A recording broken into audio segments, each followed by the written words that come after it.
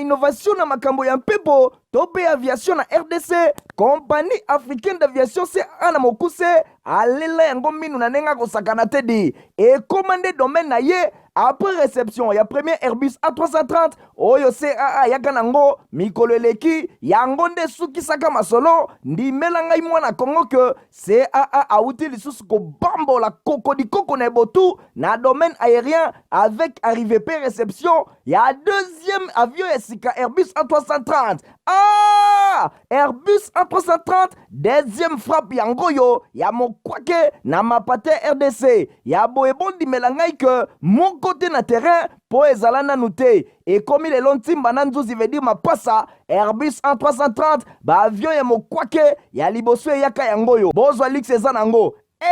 neti soki omatio kita na ote po confort nango eza na ba angle nyonso kobanda na bakiti na couloir na first class na classe économique et bongo bozo ya mibale yango yo nyonso eza na excellence pe noblesse moko hors pair boyeba pe bosimba ke Airbus A330 eza ba marque ba avion oyo bomodaka na international ba compagnie aérienne de renom pe crédible nde basalelaka yango bokokuta yango na bamboka lokola Allemagne veut dire na Machaft pe ba pays européen ebele kutu batu ya baaffaire pe mingi ya minene na monde mingi basalelaka yango po na kitoko pe bopeto na luxe na yango surtout mécanisme ya sécurité eza nango chaque siège ndenge kaka boza komona eza na mwa mini télé oyo kotalela bafilme ennui, fatigue, okotika la koyoka yango te USB na pointe pour na chargement ba téléphone tope ba utilité mosusu Airbus A330 ya mibale ya CAA ekomi eza na deux classes first class pour na bino ba grand monsieur na ba grande dame pe ba personnalité misusu ebele avec 36 sièges classe économique pe ezali po na bino bosalaka baaffaire pe bato nyonso ba amoureux ba voyage avec 267 sièges mokoka sala voyage dans ba meilleures conditions ndenge nanu ezala te avec Airbus A330 ya mibale ya CAA avion ya sika oyo euti kokoma ekwei deja na mabele timba na nzuzi lelo mibale moko te na Congo bana Congo pe bapaya basepeli oui CAA mfumu na ba innovation deuxième avion Airbus A330 yango ekomi. Oui, voilà mon abonné à journal peuple pour peuple mbote na bino bisika nyonso tu bozwa mina lombango to fongole basango la biso pona kota sa mio ndenge troisième session ya ba consultation ya paix de Nairobi et zalaki clôturé mardi 6 décembre 2022 na présence ya ba délégué ya ba groupes armés ya ba société civile ba femmes victimes ya ba violence sexuelle ya Ituri ya Nord Kivu ya Sud Kivu Maniema pe Tanganyika Nathalie Kaila Kapenda apesi bino ba détail nango.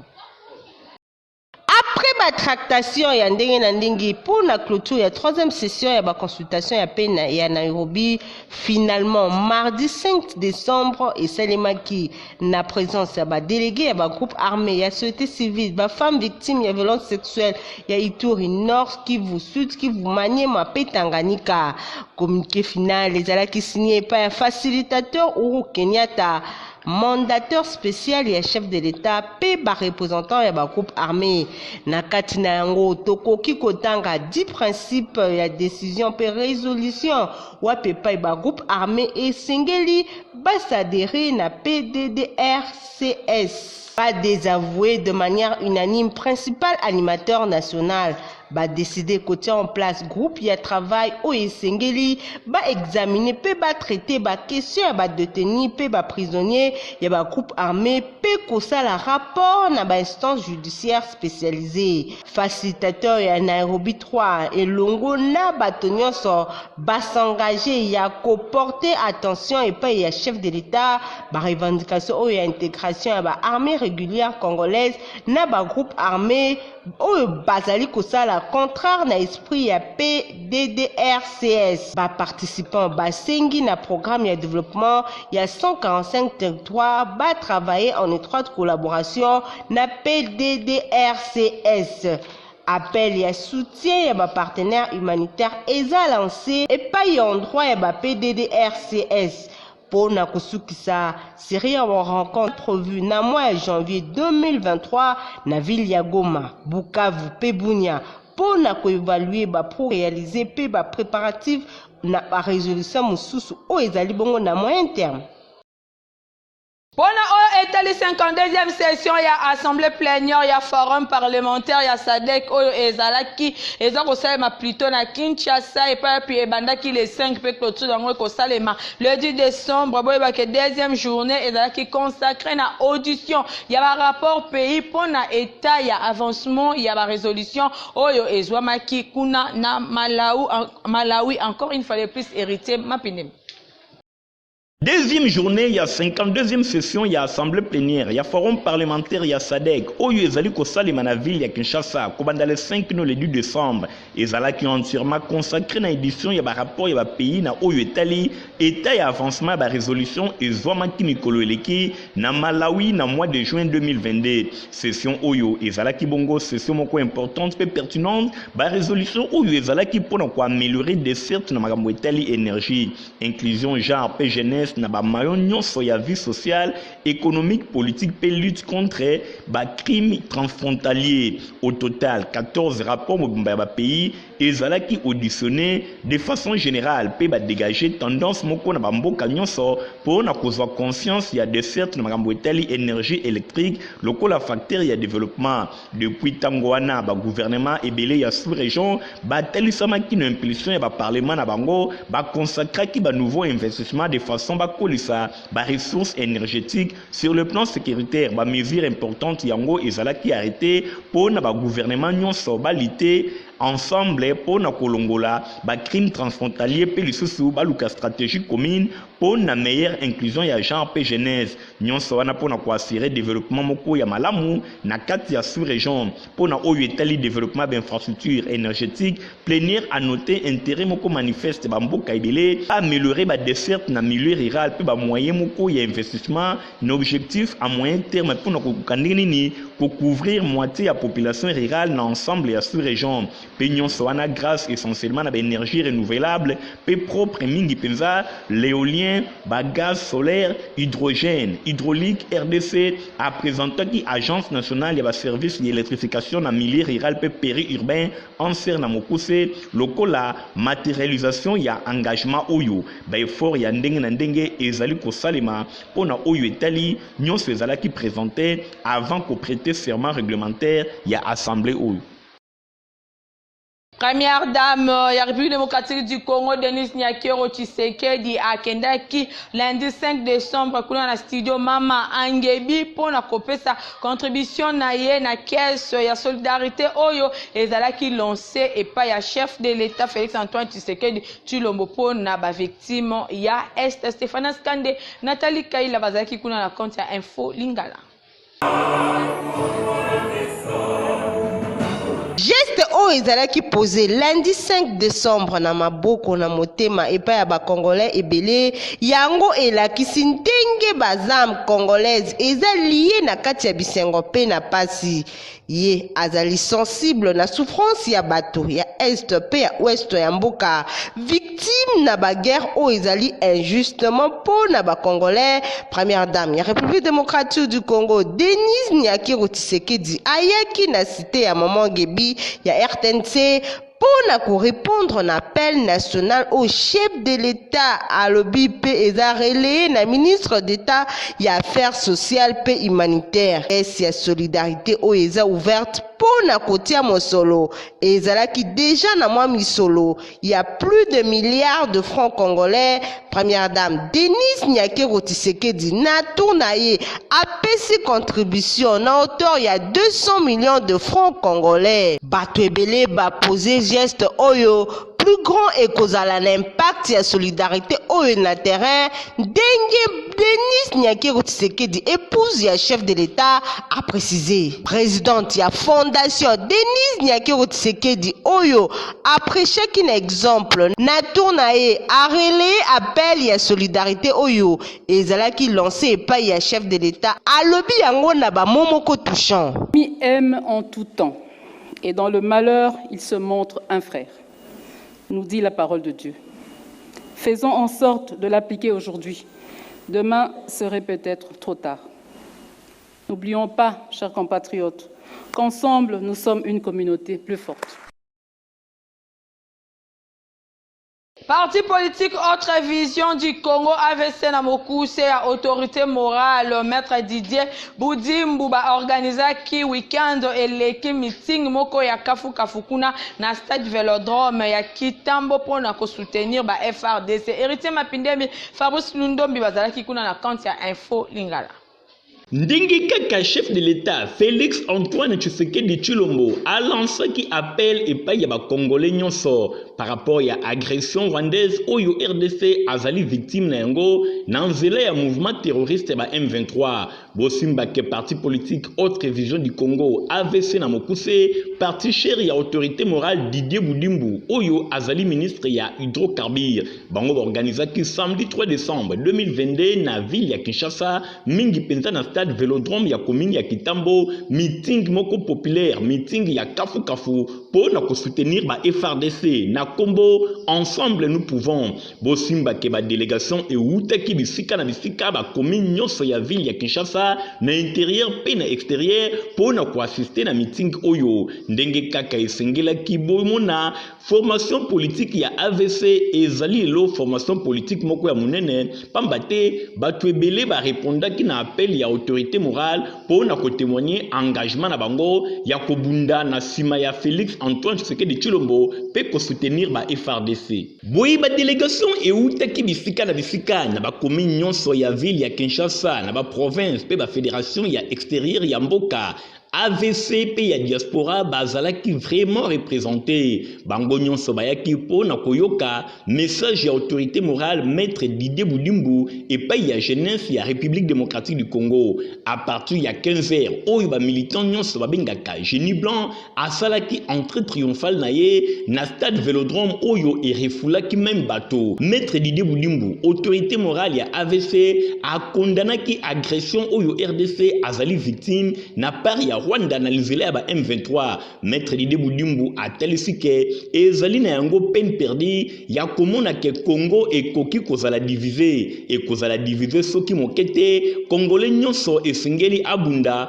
pona intégrité territoriale annonça ki ba activité ya solidarité mingi ba cotisation ekosalema pona kosunga ba FRDC maître Didier Boudimbu atelisi engagement na ye ya susciter véritable électrochoc pona ko bouté dehors ba ennemi nyonso ya République démocratique du Congo boy asengaki na ba militant nyonso ya AVC ba yeba na kozala toujours prêt pour na élection oyo ezali koya esengeli ba se présenter massivement na ba bureau tango commission électorale nationale indépendante akobanda ba opération ya révision ya fichier électoral pour na ko assurer deuxième mandat et pa ya président Félix Antoine Tshisekedi Tshilombo.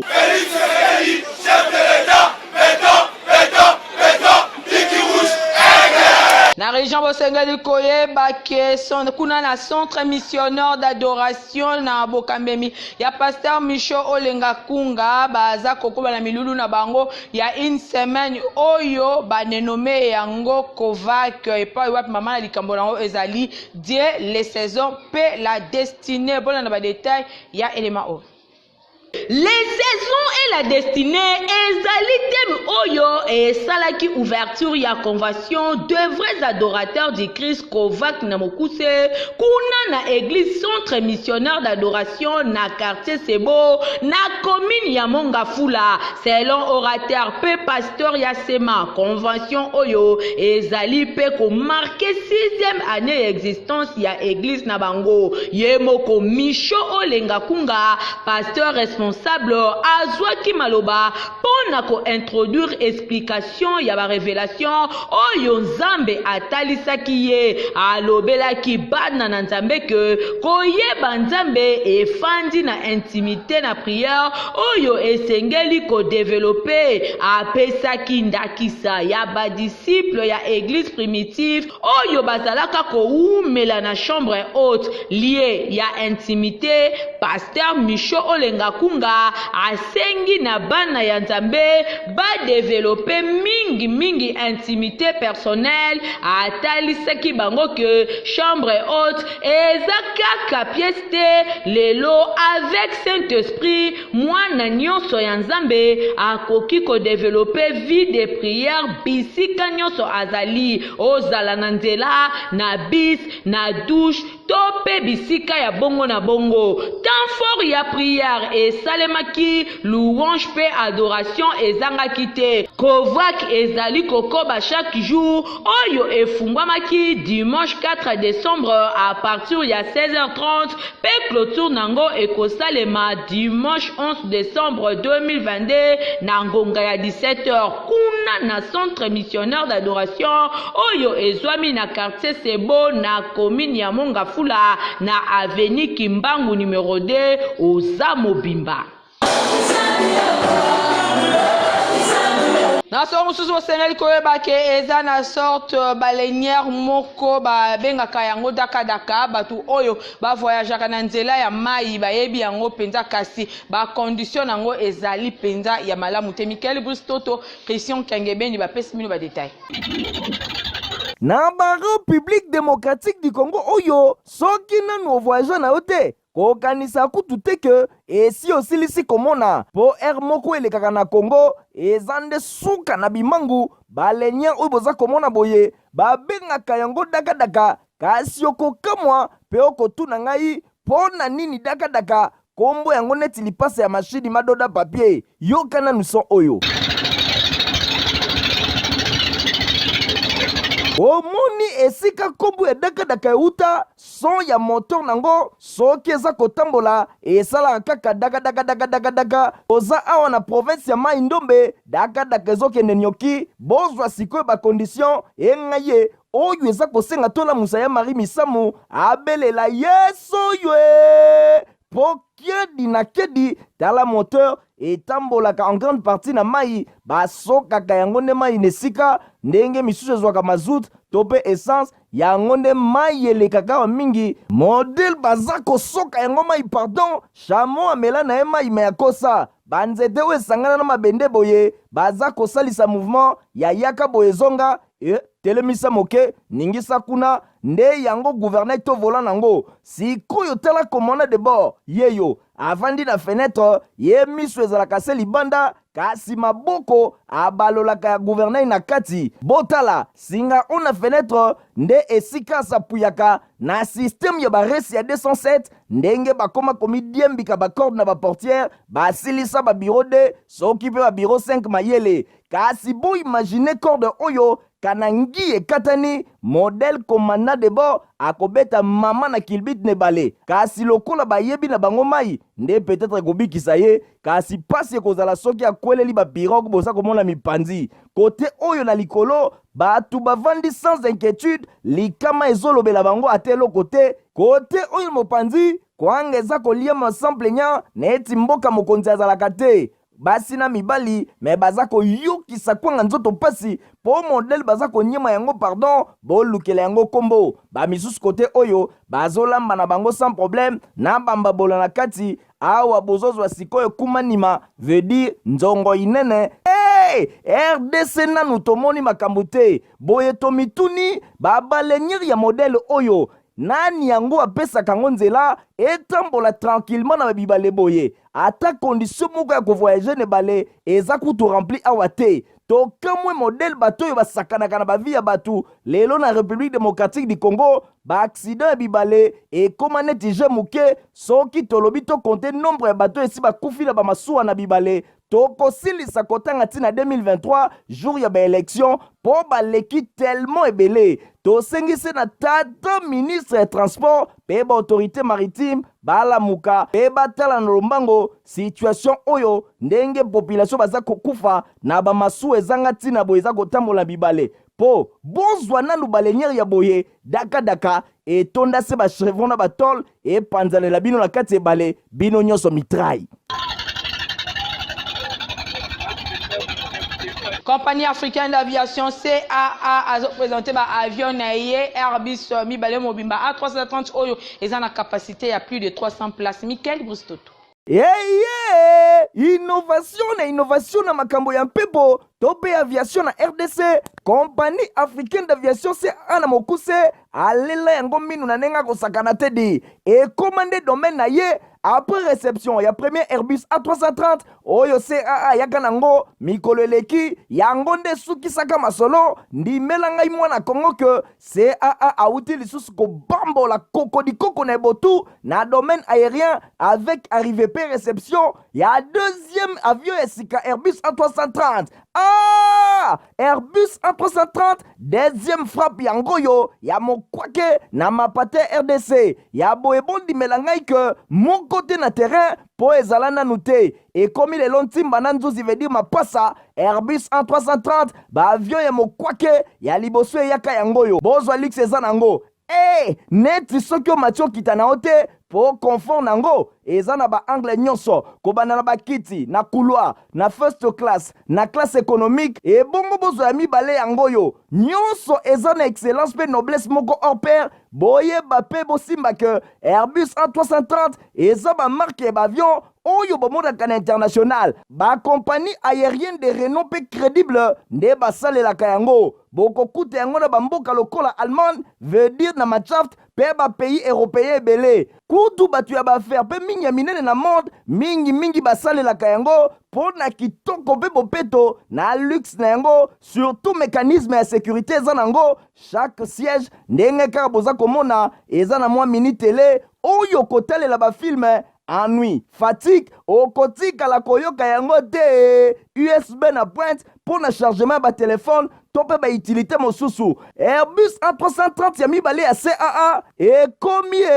eza na deux classes first class pour na bino ba grand monsieur na ba grande dame pe ba personnalité misusu ebele avec 36 sièges classe économique pe ezali po na bino bosalaka baaffaire pe bato nyonso baamoureux ba voyage avec 267 sièges mokoka sala voyage na ba meilleures conditions ndenge nanu ezala te avec Airbus A330 ya mibale ya CAA avion ya sika oyo euti kokoma ekwei deja na mabele ntimba na nzuzi lelo mibale moko te na Congo bana Congo mpe bapaya basepeli oui CAA mfumu na bainnovation deuxième avion Airbus A330 yango ekomi na santé bosengeli koyeba ke mana covid ezali kisi moko ya makasi oyo eza kosilisa coronavirus na ndenge ya mukete.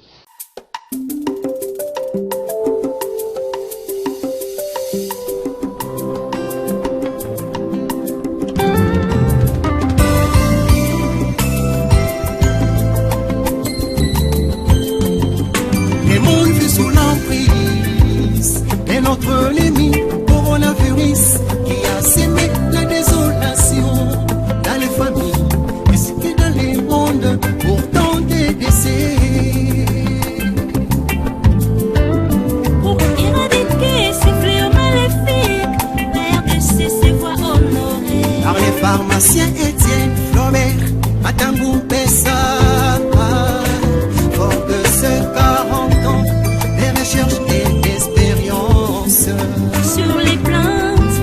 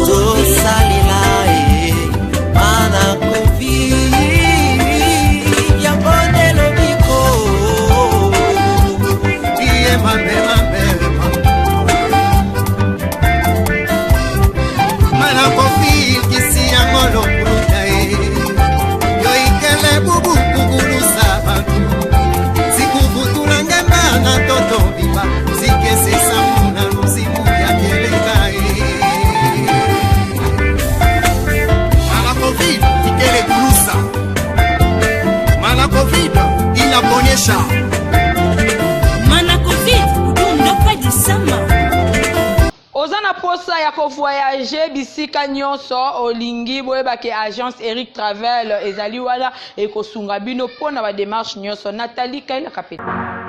Freedom. Freedom. Omitungisamaki mingi pona kobima ya banda ya mboka bana ya Kinshasa ya République démocratique du Congo balia yo bambongo ya ndenge na ndenge na ba agence ya pambala tisiko oyo ozali kovanda kaka na Kinshasa mbongo na yo ekenda na mai komitungisama na yo lisusu teo tika na betela yo lisolo ya agence de voyage ya sur awa eratakate le boss le jeune lion moto oyo amikotisa na masolo ya voyage ye oyo le boss ADG Eric Mwamba ya agence Eric Travel bakisele lisusu ambassadeur ya développement agence de voyage Eric Travel emesana na masolo ya voyage pona kosunga bandeko na ye bakongolais oyo baza komitungisama na masolo oyo etali voyage awa oza na posa ya kokende na Chypre pona kopoursuivre baétude na yo kobeta tour na Dubai kokende na Afrique du Sud Égypte masolo ya Express Canada États-Unis bapays Schengen pe misusu awa na Eric Travel eratakate awa soki oye tika na betelo lisolo ba service oyo nyonso oza na posa na yango na agence Eric Travel okozwa yango na pete ndeko awa eratakate ye moko ADG Eric Mwamba akolandela yo masolo ti okokende awa na agence Eric Travel sur prise en charge eza bongo assuré wana kutu biakoloba eza lisusu te na Eric Travel zala na yo à l'aise oye o voyager na yo déjà zwa ba adresse oyo na 11e rue Limete mosika te na INPP agence Eric Travel ezali wana bino bana ya changu bokende en face ya entrée Kimbuta Eric Travel na ngambu ya Masina oza bongo na funa baza bongo na 2 adresses ya liboso en diagonale ya district de la police juste avant arrêt Kingabwa. Deuxième adresse pene ya place des actrices tala na ngambu côté ya station Engine otuni Eric Travel bakolakisa yo bongo bino bana ya Lukunga na Kitambo magasin pene ya Facebook na Eric Travel okeyo komona mboka nyonso oyo yolingi pe oza na posa na yango ya kosamba ezate ADG Eric Mwamba confirmé na masolo etali voyage batikela yo bakomela pema. Onde pesinga nzela na boucler journal peuple pour le peuple. Merci na Nathalie Kaila Kapenda oya kumbela ki édition na sima caméra tozala ki bongo na Igor Ntingi montage et simamaki na Christian Kiangebeli journal ya peuple pour le peuple zaka supervisé et pas na moko héritier mapine mbande kuboti kala malamu ngana bino tokutani moko na lobby au revoir. Innovation na makambo ya mpepo tope aviation na RDC compagnie africaine d'aviation CA na mokuse alela yango minu na nenga kosakana tedi et commandé domaine na ye après réception ya premier Airbus A330 oyo CAA yaka nango mikolo eleki yango nde sukisaka masolo ndimela ngai mwana Kongo ke CAA auti lisusu kobambola koko na botu na domaine aérien avec arrivée pe réception ya deuxième avion esika Airbus A330 Airbus A330 deuxième frappe yango yo ya mokwake na mapate RDC ya boebondi melangai ke mon côté na terrain po ezala nanu te et comme le lontimba na nzuzi veut dire mapasa Airbus A330 ba avion ya mokwake ya liboso yaka yango yo bozwa lix eza nango neti soki o matio kitana ote po confort nango eza na ba angle nyonso kobanda na bakiti na couloir na first class na classe économique et bongo bozwa mibale yango yo nyonso eza na excellence pe noblesse moko hors pair boyeba pe bosimba ke Airbus A330 eza ba marque ba avion oyo bomodaka na international ba compagnie aérienne de renom pe crédible nde basalelaka yango bokokuta yango na bamboka lokola Allemagne veut dire na Mannschaft pe bapays européen ebele kutu bato ya bafere mpe mingi ya minene na monde mingi basalelaka yango mpo na kitoko mpe bopeto na luxe na yango, surtout mécanisme ya sécurité eza nango. Chaque siège ndenge kaka boza komona eza na mwa mini tele oyo kotalela bafilme. Ennui, fatigue, okotikala koyoka yango te. USB na pointe pour na chargement ba téléphone, tope ba utilité mosusu. Airbus A330 ya mibale ya CAA ekomi eza na 2 classes, first class pour na bino ba grand monsieur na ba grande dame, pe ba personnalité misusu ebele avec 36 sièges. Classe économique pe ezali pour na bino bosalaka bafere pe bato nyonso ba amoureux ba voyage avec 267 sièges mokoka. Sala voyage dans ba meilleures conditions ndenge nanu ezala te avec Airbus A330 ya mibale ya CAA. Avion ya sika oyo euti kokoma ekwei deja na mabele timba na nzuzi lelo mibale moko te na Congo. Bana Congo pe bapaya basepeli. Ah oui, CAA mfumu na ba innovation. Deuxième avion Airbus A330 yango ekomi.